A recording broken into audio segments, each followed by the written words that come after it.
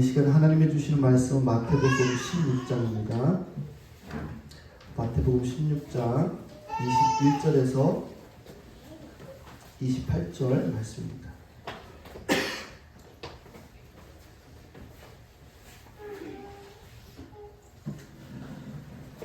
마태복음 16장 21절에서 28절 말씀 같이 읽겠습니다. 천천히 같이 읽겠습니다. 시작. 그때부터 예수께서는 자기가 반드시 예루살렘에 올라가야 하며 장로들과 대제사장들과 율법학자들에게 많은 고난을 받고 죽임을 당해야 하며 사흘째 되는 날에 살아나야 한다는 것을 제자들에게 밝히기 시작하셨다. 이에 베드로가 예수를 따로 붙들고 주님 안 됩니다. 절대로 이런 일이 주님께 일어나서는 안 됩니다 하고 말하면서 예수께 대들었다. 그러나 예수께서는 돌아서서 베드로에게 말씀하셨다.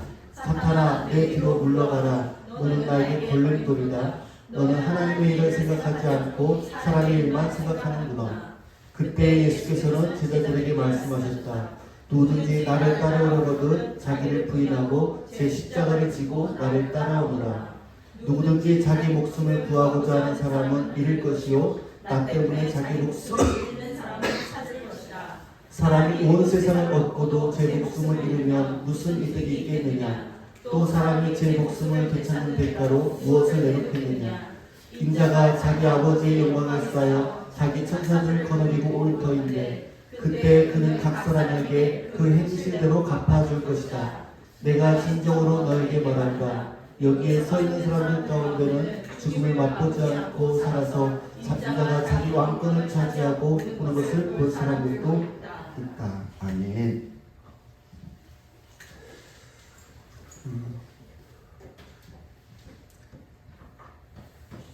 예수님에 대해서 알고 있고 또 예수님의 분명히 이 4대 성인 중에 한 분이다라고 생각하는 사람들이 있죠. 예수님을 믿지는 않지만 예수님에 관해서는 들었고 또 아는 사람들도 있습니다. 그래서 특별히 예수님에 대해서 반감을 갖지 않죠. 예수님 때문에 뭔가 반감이 있는 사람도 그렇게 많지는 않은 것 같아요. 그런데 기독교에 대해서 반감을 가지고 있는 사람들은 어떤 거에 반감을 갖고 있냐면 예수 믿는 사람들. 그 가운데서도 특히 예수를 믿으면서도 예수님과 상관없는 삶을 사람들 때문에 기독교에 대한 반감이 있는 것을 보게 됩니다. 여러분, 사단도 하나님을 알죠. 예수님과 성령도 압니다. 사단은요, 삼위일체 하나님을 누구보다도 잘 알지만 중요한 것은 그 뜻을 따르지 않는다라는 거예요. 오히려 그 반대 일을 합니다. 그리고 사단은요, 우리 인간의 약점을 너무나도 잘 알고 있습니다. 그래서 이 창세기도 보면 아담과 하와를 넘어뜨리는 그런 장면들이 나오잖아요. 하나님의 소유의 하나님의 자녀인 아담과 하와를 그렇게 무너뜨릴 수 있는 능력이 있는 사단이죠. 여러분, 그리스도인이라는 말이 지금은 너무 자연스럽게 나오지만 이 그리스도인이라는 단어가 신약성경에는 딱 3번 쓰였습니다. 그래서 처음 쓰인 곳이 안디옥이라는 곳이에요. 사람들이 예수님의 제자라고 하는 그런 사람들의 모습을 보고 그들을 가리켜서 그리스도인이다라고 불렀던 거예요. 그래서 사도행전 11장 26절에 보면 그를 만나 안디옥으로 데려왔다. 두 사람은 1년 동안 줄곧 거기에 머물면서 교회에서 모임을 가지고 많은 사람을 가르쳤다. 제자들은 안디옥에서 처음으로 그리스도인이라고 불렸다. 안디옥 사람들이 이 안디옥 교회 사람들을 보고 예수님을 닮았다라고 생각이 했다라는 거예요. 그래서 그리스도인이라고 이렇게 불렀다라는 것입니다. 이렇게 그리스도인이라는 그 말의 배경을 이렇게 보면 아주 작은 일은 아닌 것 같아요.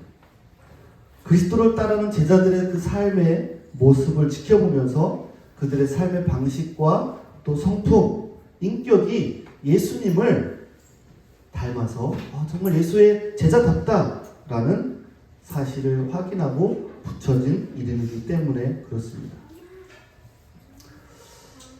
그리스도인이라는 이름으로 불려지는 이 사람들 정말 대단한 거죠. 너무나도 영광스러운 그런 별명입니다. 오늘날에는 예수쟁이 하면 좀 뭔가 이렇게 안 좋게 말하는 것 같아요. 너 예수쟁이야? 이렇게 얘기를 하는 경우들이 있잖아요. 이 당시에도 그리스도인이라고 이렇게 비속어처럼 사람들이 그들을 불렀어요. 너 그리스도인이야? 막 이렇게 너 예수쟁이야? 그런 식으로 불렀다는 거죠. 비방하는 사람들이. 어쨌든 세상에서 어떠한 별칭을 얻던 이 그리스도인이라고 불려지는 것만큼 영광스러운 일이 없지 않을까 생각이 듭니다. 예수쟁이 하면 좋게 들리지 않을 수도 있지만 예수님을 따르는 사람들에게 있어서는 들어야 되는 말이라고 생각이 듭니다. 예수밖에 모르는 사람, 예수가 전부인 사람이라면 당연히 들어야 되는 말이죠. 예수를 믿는다고 평생을 신앙생활 하면서 한 번도 너 예수쟁이 같아 라는 말을 듣지 못했다면 오히려 이상한 일이죠.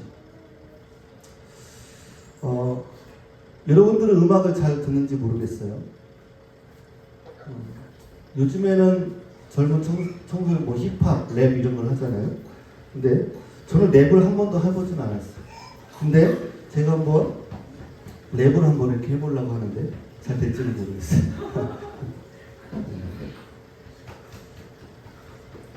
나는 야 예수쟁이 사람들에게 손가락질해도 상관없어. 나는 신경 안 써. 그것이 바로 내 정체성. 이상한가요? 근데 이 랩이요 제가 만든 랩이 아니라 그 한국의 연예인 중에 양동근이라는 연예인이 있어요. 아역 출신 배우기도 하고 음악도 가수도 하는 사람인데요. 그 사람이 만든 곡이에요. 예수쟁이. 한번 잠깐 한 3분 몇 분짜리는 제가 짧게 1분으로 이렇게 했어요. 한번 소리를 키워주시고 한번 이게 MBC에서 방송된 거예요. 짧게 한 1분 정도만 볼게요.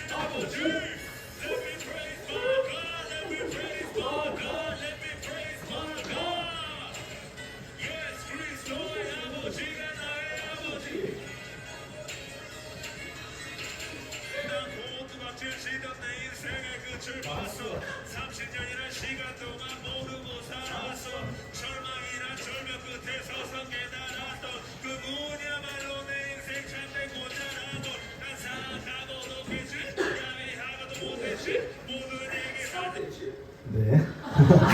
너무 잘하십니다. 네, 한번 나중에 내부의 특성을 한번 해보면 좋을 것 같아요. 네. 이 양동근이라는 사람이 연예계 생활을 얼마나 오랫동안 했어요. 그러면서 30년 동안 자기가 살아오면서 너무나도 자기가 악하게 살았고 너무나도 잘못된 삶을 살았다. 근데 예수님을 만나고 나서 이게 MBC 공중파에서 한 거거든요. 안 믿는 사람들이 대부분이 그런 공연장에서 이렇게 당당하게 나는 예수장이다. 누가 손가락질해도 나의 정체성은 예수장이다라고 그렇게 했던 거예요.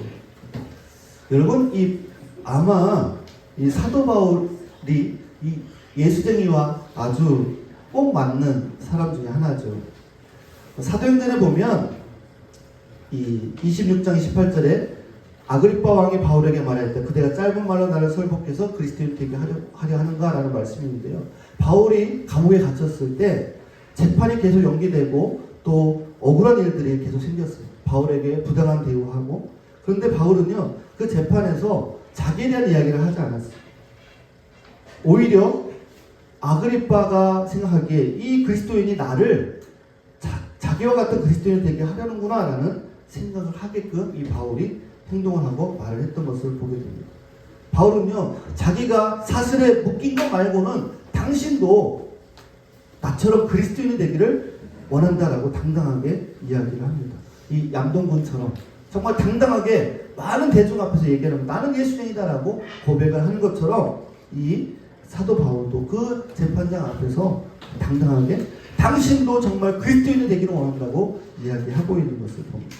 그러니까요, 이 그리스도인에 대한 자부심이 굉장히 대단했던 거죠.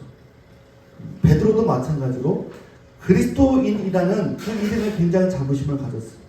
그래서 베드로전서 4장 16절에 보면 그러나 그리스도인으로서 고난을 당하면 부끄러워하지 말고 도리어 그 이름으로 하나님께 영광을 돌리십시오 라고 얘기합니다. 그리스도인이라는 명칭은요, 예수님을 제대로 따르는 사람들에게 붙여진 별명이었습니다. 어떤 상황에든 어떤 어려움이 있어도 흔들리지 않는 그러한 그리스도인의 정체성을 드러냈다라는 거예요. 근데 여러분, 우리가 인생을 살아가면서 신앙생활하면서 정말 주의 깊게 조심해야 될 것이 하나 있어요. 그게 뭐냐면 자기 생각입니다. 여러분, 자기 생각이요 굉장히 위험합니다. 오늘 본문 말씀에 보면 예수님이 자신의 죽음에 대해서 말씀하시죠. 그런데 베드로가 어떻게 해요? 절대로 예수님 그렇게 하면 안 된다고 반대를 합니다. 대들었다라고 얘기합니다. 베드로는 왜 고난과 죽음에 관한 예수님의 말씀에 대들었을까? 여러분 생각해 보셨습니까? 윗사람이 겪게 될 어려움에 대해서 아랫사람이 어느 정도 이야기를 할 수가 있잖아요. 직장 상사가 정말 일이 너무 많아서 막 힘들어 죽겠다 막 하면 어떻게 해요? 부하 직원이 아유 좀 일을 좀 나눠서 하시고 좀 쉬시라고 얘기할 수도 있잖아요. 아니면 남편이 아내가 열심히 너무 일하고 있으면 건강부터 챙겨야지 일이 너무 중요한 거 아니야 라고 얘기할 수도 있죠. 예수님이 예루살렘에 올라가면서 이런저런 고난을 받고 심지어 죽임까지 당할 거라고 말씀하시는데 제자들 입장에서 제자로서 당연히 그런 일을 겪지 말고 피하라고 이야기할 수 있는 것은 어떻게 보면 당연할 수 있는 거죠. 그런데 한 가지 주목해야 될 것은 뭐냐면 베드로의 반응이 지나쳤다는 거예요. 대들었다라는 것을 영어 성경으로 보면 리부크로 되어 있어요. 그러니까 힐책하다, 질책하다, 꾸짖다라는 의미의 단어로 번역이 되어 있어요. 다시 말하면 뭐예요? 베드로가 분노하여 말했다라고 이야기하는 거예요. 무슨 말이에요? 예수님이 그렇게 말씀하시니까 베드로가 뭐라고? 정신 차리세요 예수님. 십자가 같은 그 얘기 무슨 말이에요? 지금 제대로 사역을 지금 하려고 하는데 예수님이 죽는다는 게 말이 됩니까? 지금 이제서 막 이제 우리 사역들이 일어나는데 그렇게 얘기를 하는 거예요. 요즘 세대로 말하면 우리 교회가 지금 30명, 40, 50명, 100명 막 커졌어요. 그래서 막 사역이 뭔가 이루어지려고 하는데 제가 저는 이제 그만두겠습니다. 그러니까 성도들이 목사님 이게 무슨 말이에요? 지금 그만두면 교회가 문 닫으면 어떻게 막 그렇게 얘기를 하는 거예요. 베드로가 그렇게 얘기를 하는 거예요. 예수님 지금 상황을 막 그렇게 화를 내면서 이야기하죠. 어떻게 보면 참 충성스러운 제자입니다. 예수님을 사랑하기 때문에 그렇게 얘기할 수도 있겠죠. 그런데 사람은 외모를 보지만 예수님은 중심을 보시는 분이십니다. 이건 믿으십니까? 예수님이요 베드로를 보고 상상할 수도 없는 이야기를 합니다. 뭐라고 그래요? 사단아! 내 뒤로 물러가라 라고 얘기합니다. 여러분 이해가 가십니까? 베드로 수제자라고 하잖아요.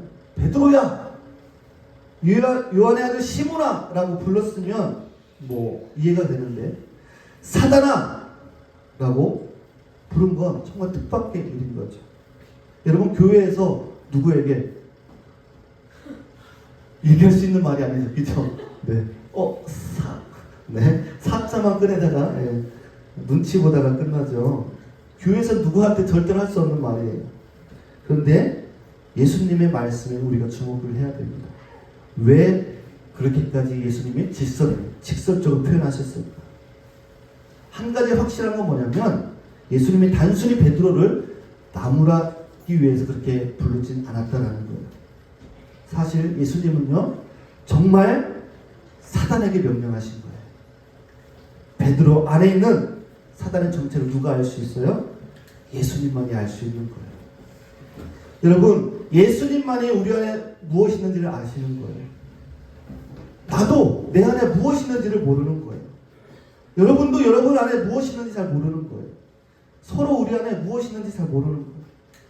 겉만 보고 살기 때문에 속은 잘 모르는 거예요. 부부가 평생을 살아도 서로 속을 모르는 경우들이 많잖아요. 그래서 한국의 속담 중에 이런 속담이 있어요. 10길 물속은 알아도 한 길 사람 속은 모른다라는 말이 있어요. 예수님이 그저 겁주려고 하신 말씀이 아니라 사단아 내 뒤로 물러가라 너는 나를 넘어지게 하는 자로다 라고 실제로 사단을 꾸짖은 거예요. 여러분 사단의 목적은요 사람을 실족시키는 데 있습니다. 사람을 넘어뜨리기 위해 아주 열심히 일하는 거죠. 뭐 넘어뜨리려고 별의별 짓을 다 합니다. 그것이 사단의 목적입니다. 결국에는 죽이는 것이 최종 목적인 거죠. 그런데 예수님은요 사람을 살리시고 일으키시려고 이 땅에 오셨음을 믿으시기 바랍니다. 사단은요 예수님조차도 넘어뜨리려고 했죠. 공생애를 시작하기 전에 예수님을 유혹하며 넘어뜨리려고 했습니다. 이 돌들로 떡덩이가 되게 하라. 내가 만약 하나님의 아들이거든 이 성전 꼭대기에서 뛰어내려봐라. 만일 네가 나한테 절을 하면 내 모든 것을 너한테 주리라. 그러나 예수님은 넘어가지 않으셨죠. 예수님은요 내 일, 내 이름, 내 영광을 한 번도 생각하신 적이 없어요. 예수님은 이렇게 말씀하십니다. 내가 하나님의 일을 생각하지 아니하고 도리어 사람의 일을 생각하는도다. 이 말씀은 누구에게 한 걸까요? 이것은 베드로에게 하신 말씀입니다. 네가 온갖 관심이 하나님의 일이 아닌 사람의 일에 쏠렸구나. 내 생각으로 가득하구나 라는 뜻이에요. 내 생각이 가득할 때 여러분 우리는 내 자신을 사단에게 내어줄 기회들이 생기게 된다는 거예요. 내 생각, 이해 관계 속에서 내가 내 계산에 사로잡히면 그 순간을 사단이 놓치지 않는다는 거예요. 여러분 가룟 유다가 왜 예수님을 팔게 됐을까요? 자기 잣대로 예수님을 평가하고 자기 계산을 막 하는 유다를 보고 사단이 그 생각에 씨를 뿌린 거죠. 그랬더니 유다가 그 생각을 덥석 붙잡은 거예요. 생각을 떨쳐내지 않고 그 생각을 생각하기 시작하는 것입니다. 어떻게 보면 남의 생각을 내 생각으로 만드는 과정이 되어버린 거죠. 예수님은 사탄의 생각에 붙들린 베드로가 정신이 번쩍 들도록 사단아 내 뒤로 물러가라 라고 말씀하셨어요. 옛날에 이 성경을 주석하는 분들이 뭐라고 이 부분을 해석했냐면 베드로야 내 자리는 앞자리가 아니라 내 뒤다. 내가 선택한 길에서 나를 따르는 것이 너의 위치다. 내가 가고자 하는 길로 나를 이끌고 가는 것이 내가 설 자리가 아니다. 무슨 말이냐면 예수님을 뒤따라가는 것이 너의 길이다라는 거예요. 예수님보다 앞서지 말라라는 거예요. 어떤 사람들이 이렇게 해석을 합니다. 너는 베드로야 내 뒤로 물러서라. 내 추종자가 되어라 라고 해석하기도 합니다. 예수님이 앞에서 사단을 추방했으니 물리치셨으니 사단아 물러가라 말씀하셨으니 이제 베드로에게 다시 그리스도를 따라가라 라고 말씀하십니다. 그래서 이렇게 해석하기도 합니다. 너는 일시적으로 사단처럼 말했지만 그러나 그것은 너의 본심이 아니다. 너는 속죄될 수 있다. 용서받을 수 있다. 내 뒤로 물러서라. 그리고 다시 나를 따르는 사람이 되라. 그렇게 하면 모든 것이 해결된다. 이제라도 늦지 않았다. 라는 주님의 말씀이라는 거예요. 여러분 예수님을 따르는 것, 예수님 이 광경을 지켜보고 있는 제자들에게 뭐라고 말씀하시냐면 누구든지 나를 따라오려거든 자기를 부인하고 제 십자가를 지고 나를 따라오느라 라고 합니다. 여러분, 예수님을 제대로 따르는 것은요, 어디를 내가 이렇게 향해서 가는 게 아니에요. 자기 생각을 따르지 않고 예수님의 말씀을 따르는 거예요. 예수님의 말씀을 따르는 것이 어렵다고 생각하면 한없이 어렵고 쉽다면 한없이 쉬운 것이 예수님의 말씀을 따르는 거예요. 왜 그런지 아세요? 자기 부인이기 때문에 그래요. 내 자신이 부인되지 않으면요, 갈수록 힘들어지는 거예요. 그런데 내 자신을 부인하면 그 길이 쉬운 길이 된다는 거예요. 내가 죽지 않으면 여러분 끝까지 힘든 길이 됩니다. 결국 늘 갈림길에 섭니다. 양갈래 선택길에 늘 마주치게 된다는 거예요. 이 보네퍼라는 아주 유명한 목사님이 계셨어요. 그분이 뭐라고 했냐면 예수님은 우리를 죽으라고 부르셨다라고 얘기했습니다. 죽은 사람의 특징 세 가지를 얘기했는데 첫 번째는 말이 없다. 그래서 자기 주장이 없다라는 거예요. 둘째는 욕심이 없다라는 거예요. 육신의 정욕, 안목의 정욕, 이생의 자랑과는 거리가 멀다라는 거예요. 아버지께로부터 오지 않은 것들은 내 안에 품지 않는다라는 거예요. 세 번째는요, 두려움이 없어요. 사랑이 허다한 두려움을 다 되어 쫓았기 때문에 두려움이 없어요. 따라서 나 스스로를 방어하거나 스스로를 보호하지 않아요. 자신을 내세우거나 스스로를 방어할 욕망으로부터 자유하다라는 거예요. 누가복음에 이렇게 기록이 되어 있습니다. 내가 진정으로 너에게 말한다. 누구든지 어린아이와 같이 하나님의 나라를 받아들이지 않는 사람은 거기에 들어가지 못할 것이다. 하나님의 나라로 들어가는 조건을 단호하게 말씀하세요. 뭐라고요? 어린 아이처럼 받아들이지 않으면 절대로 들어갈 수 없는 곳이다 라고 말씀하세요. 우리 아이들이 이렇게 많이 앉아있잖아요. 그러면 어떻게 우리가 이 아이들처럼 될 수 있을까요? 이렇게 비대해진 몸이 어떻게 이 아이들처럼 될 수 있을까요? 이 말씀은요, 비대해진 우리 자아가 작아져야 된다는 거예요. 부유해진 우리 마음이 가난한 마음이 되어야 된다는 거예요.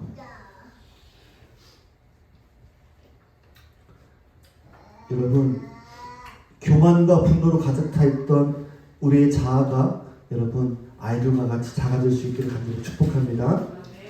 마태복음 16장 25절 26절 누구든지 자기 목숨을 구하고자 하는 사람은 잃을 것이요 나 때문에 자기 목숨을 잃는 사람은 찾을 것이다. 세상에 온 세상을 얻고도 제 목숨 잃으면 무슨 이득이 있겠느냐. 또 사람이 제 목숨을 되찾는 대가로 무엇을 내놓겠느냐. 자기 목숨을 내어버려야 된다고 말씀하십니다. 자기 목숨을 잃으면 진짜 목숨, 영생하는 생명을 얻는다라고 말씀합니다. 여러분, 구원은 뭘까요? 없어질 목숨을 잃는 거예요. 여러분, 우리 지금 이 땅에 살고 있는 우리의 목숨은요, 반드시 없어지는 목숨이에요. 그런데 이 없어지는 목숨을 내어놓고 영원한 목숨을 얻으라고 말씀하시는 거예요. 이 땅에서의 짧은 이 목숨을 버리고 영원한 목숨을 얻을 수 있기를 간절히 축복합니다. 여러분, 자기 부정이 여러분 뭔지 아십니까? 내가 하고 싶은 거를 하지 않고 조금 더 금욕적으로 사는 것을 여러분 자기 부정이라고 하는 게 아니에요. 내가 드라마 안 보고 내가 뭔가 갖고 싶은 거 안 갖고 정말 아끼고 근명성실하게 사는 것을 자기 부정이라고 얘기하지 않아요. 그것은 아주 극히 작은 일부분이죠. 여러분, 자기 부정은 매 순간 나를 부정하고 하나님을 인정하는 거예요. 죄의 자리에서 벗어나서 하나님의 자리에 앉아 있는 거예요. 구원의 자리로 들어가는 것이 자기 부정인 거예요. 자기 부정은요, 하나님 자리에 잠깐 앉아 있다가 내려왔다가 왔다가 내려갔다 하는 것이 아니다라는 거예요. 여러분, 나 자신을 부정하고 나의 십자가를 지라고 말씀합니다. 여러분, 예수님은요, 예수님의 십자가를 지셨어요. 우리에게 온 인류의 죄값을 치를 십자가를 지라고 우리에게 말씀하시는 것이 아니라 그 십자가는 예수님이 이미 다 짊어지셨고 다 이루셨어요. 우리는 우리 각자에게 하나님이 맡겨주신 그 십자가를 지는 것은 족하다라고 말씀하고 있어요. 그러면서 그 짐이 무엇인가 사마리아 여인의 이야기를 통해서 우리에게 말씀해 주시고 계십니다. 여러분, 십자가를 지는 삶은요, 희생하는 삶이에요. 누가복음에서는 십자가를 지라는 예수님 말씀에 날마다를 더했어요. 이웃의 필요에 날마다 끼어 있으라고 말하는 거예요. 이웃의 필요에 눈에 띌 때만이 아니라 매일같이 이웃의 필요를 살펴보라는 거예요. 여러분, 진짜 그리스도인은요, 나보다 이웃에 관심이 많은 사람이에요. 이기적인 그리스도인들은요, 나밖에 몰라요. 내가 상처받는 거. 저 사람이 나한테 왜 이렇게 하지? 나를 왜 인정해주지 않지? 왜 나를 무시하지? 늘 뭐예요? 나 중심이에요. 그런데 진짜 그리스도인은요, 다른 사람한테 관심이 있는 거예요. 저 사람은 어떨까? 저 사람에게 어떻게 도움을 줄까? 그런 관심이 바로 그 이웃에 대한 사랑이, 그 사랑을 통해서 그리스도를 따라가는 그 길을 우리가 살아가게 되는 것입니다. 여러분, 우리가 단순히 생존을 목적으로 살아가는 인생이 아님을 기억하기를 간절히 축복합니다. 세상에는요, 생존하기 위해서 살아가는 사람들이 얼마나 많이 있는지 모르겠어요.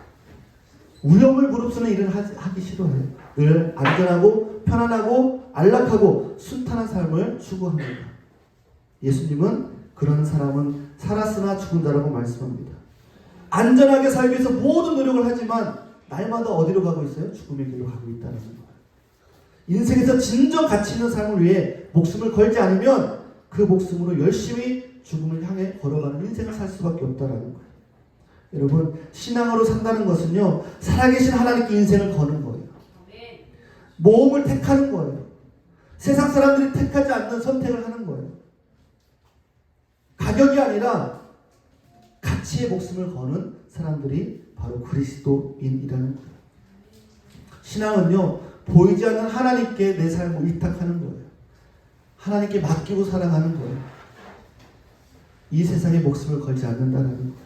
여러분, 마지막에 우리가 가지고 갈 수 없는 것들에 여러분, 우리가 시간을 낭비하지 않기를 간절히 축복합니다.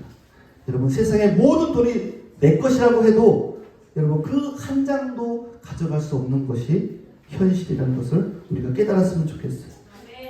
내가 보기에 좀 더 귀해 보이는 것들에 목숨을 거는 어리석은 사람이 되지 않고 진실에 정말 돈으로 살 수 없는 그 가치가 있는 곳에 여러분, 인생을 걸 수 있기를 간절히 축복합니다. 여러분, 돈으로 살 수 있는 것들을 주님께 드리는 것, 그것이 하나님께 어떤 의미가 있을까요? 하나님은요, 아무리 많은 돈을 하나님 앞에 바쳐도요, 자기 생명을 드리지 않으면 그 가치는 제로예요. 여러분의 헌신, 여러분의 재정, 여러분 어떤 것으로도 다 갖다 놔도 여러분의 생명을 주님께 드리지 않으면 아무것도 아니다라는 거예요. 하나님께 드릴 수 있는 것은 여러분 자신인 것을 믿으시기 바랍니다. 여러분 자신의 생명 빼놓고 다 하나님께 드릴 수 있다? 네. 그것은 아무것도 드리지 않겠다라는 것과 똑같은 거예요. 예수님이 원하시는 거는요, 여러분 한 사람 한 사람인 거예요. 예수님께 드릴 수 있는 최고의 선물은 바로 여러분 자신뿐입니다. 이를 대신할 수 있는 것이 아무도 없음을 기억하시기 바랍니다. 우리 시간 같이 한번 기도하겠습니다.